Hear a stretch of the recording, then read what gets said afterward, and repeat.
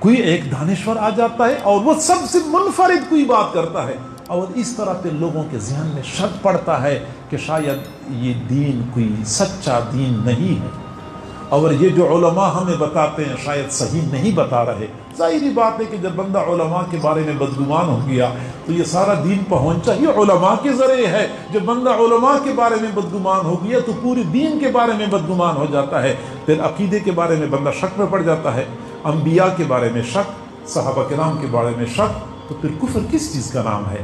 لادینیت کس چیز کا نام ہے؟ تو ان حالات میں اپنا ایمان بچانا اور اپنے اہل و عیال کا ایمان بچانا ہمارے لیے چیلنج بنا ہوا ہے۔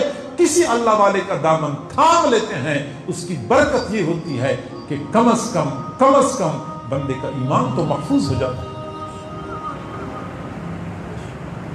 بندہ بڑا ولی نہ بھی بن سکے، مستجاب الدعوات نہ بھی بن سکے، تہجد گزار نہ بھی بن سکے، کم از کم اس کا ایمان محفوظ ہو جاتا ہے۔ حضرت خواجہ فضل علی قریشی رحمۃ اللہ علیہ فرمایا کرتے تھے، جب ہم کسی کو بیعت کرتے ہیں اور پھر بیعت کے بعد اس کے دل پہ انگلی رکھتے ہیں، اللہ اللہ کی ضربیں لگاتے ہیں، تجربہ اس بات پہ گواہ ہے کہ اس دل کو کبھی ایمان کے بغیر موت نہیں آتی۔ اللہ تعالیٰ ایمان عطا فرماتے ہیں، استقامت عطا فرماتے ہیں۔ حضور صلی اللہ علیہ وسلم نے پھر ایسے لوگوں کے بارے میں بشارت دی ہے، ہم رجال لا یشقی جلیسہم، ایسے مرد ہیں کہ ان کے ساتھ بیٹھنے والا کبھی بدبخت نہیں ہوتا۔ تو لہٰذا ہم پھر ایسے حضرات کے ہاتھ پہ بیعت کر لیا کریں، خود بھی بیعت کریں، اپنے اہل و عیال کو بھی جوڑیں تاکہ ہمارا ایمان محفوظ ہو، اہل و عیال کا ایمان محفوظ ہو۔ اور یہ ایمان کیسے محفوظ ہوتا ہے؟ یہ انسان کے ذہن میں ہوتا ہے کہ جب میں نے کسی کے ہاتھ پہ بیعت کی ہے تو اپنے تمام تر معاملات میں میں ان سے مشورہ کروں گا، اور جب بندہ ان کے ساتھ ہر وقت رابطے میں رہتا ہے، ہر وقت مشورہ کرتا رہتا ہے، تو پھر کسی شک کو درمیان میں نہیں آنے دیتا، کسی کفر کو درمیان میں نہیں آنے دیتا۔ حضرت مولانا رشید احمد گنگوئی رحمۃ اللہ علیہ کا ایک مرید تھا۔ ہندوستان میں ایک وقت ایسا بھی آیا کہ انگریزوں نے لوگوں کو عیسائی بنانے کے لیے پیسہ بہایا اور پانی کی طرح بہایا۔ ان کی کوشش تھی کہ ہم لوگوں کو انگریز بنا دیں، عیسائی بنا دیں۔ تو وہ دیہاتی آدمی تھا، حضرت کا جو مرید تھا، تو وہ انگریز عیسائی ان کے پاس آتا تھا اور اکثر ترغیب دیا کرتا تھا کہ آپ کے مالی حالات ٹھیک نہیں ہیں تو آپ کی بچیوں کی شادیاں ہونی ہیں اور آپ کے بیٹے بے روزگار ہیں۔ تو میں آپ کو بتاؤں، ہمارا مذہب بڑا اچھا ہے اور ہمارے عیسیٰ علیہ السلام بڑے ہمدرد تھے اور بہت کچھ کر سکتے ہیں اور اب بھی کر سکتے ہیں۔ اگر آپ نے عیسائیت کو قبول کر لیا تو آپ کے حالات اچھے ہو جائیں گے، مال پیسے کی فراوانی ہو جائے گی۔ کئی دن مسلسل آتا رہا اور ذہن سازی کرتا رہا۔ ہفتہ گزر گیا، 10 دن گزر گئے، آخر اس عیسائی نے پوچھا کہ آپ کے اوپر میری باتوں کا اثر کیوں نہیں ہوتا؟ اس نے جواب دیا کہ مجھے تو باقی کسی زیادہ باتوں کا پتہ نہیں ہے، میرے ایک شیخ ہیں گنگوہا میں، حضرت رشید احمد گنگوئی رحمۃ اللہ علیہ، آپ ان کے پاس چلے جائیں، ان کو مطمئن کر دے، وہ مجھے جیسے فرمائیں گے ویسے میں کر لوں گا۔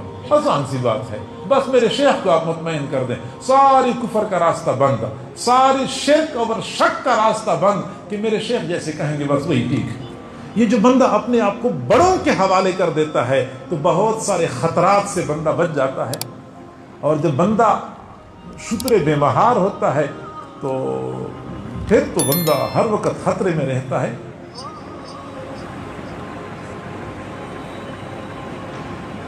میاں والی کی قریب ایک قصبہ ہے، وہاں پہ میرا چونکہ اکثر جانا ہوتا ہے، تو وہاں سے ایک بابا جی ہمارے پروگراموں میں شریک ہوتے ہیں، تو پہلے وہ کسی اور مکتبہ فکر کے ساتھ وابستہ تھے، مٹھائی کی دکان ہے اور بہت کامیاب کاروبار ہے ان کا۔ چنانچہ اس مکتبہ فکر کے حضرات جب بھی کوئی پروگرام کرتے تھے تو بابا جی کا نام اشتہار میں لکھ لیتے تھے۔ بابا جی بھی خوش ہوتے تھے کہ میرا نام اشتہار میں آ گیا، تو پروگرام کے لیے جتنی مٹھائی چاہیے ہوتی تھی تو بابا جی کھل کی مٹھائی ان کو دیا کرتے تھے، لوگ بھی خوش تھے، بابا جی بھی خوش تھے۔ وہ بابا جی ایک مرتبہ جنگ آ گئے، حضرت جی کو دیکھا تو بس دیکھتی دل دے بیٹھے، بیعت کر لی کہ اصل پیر تو میں نے اب دیکھا ہے، میں نے تو ابھی تک پیر دیکھے ہی نہیں تھے، مجھے تو اور کچھ نظر آتا تھا۔ بہرحال پیر دیکھا تو پیر کے ہاتھ پہ بیعت ہو گئے۔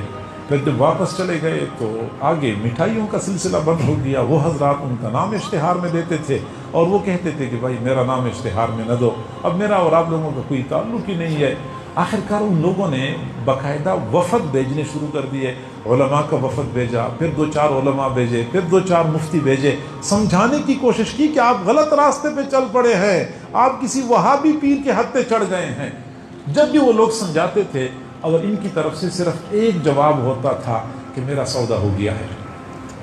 وہ کوئی دلیل پیش کرتے, یہ کہتے بس میرا سودا ہو چکا ہے, میرا سودا ہو چکا ہے. یہ ایک جواب تھا اور یہ ایک جواب ان کے سارے دلائل کے اوپر بھاری ہوتا تھا. وہ آدھا گھنٹہ دلائل دیا کرتے تھے, یہ کہتے تھے کہ میرا سودا ہو گیا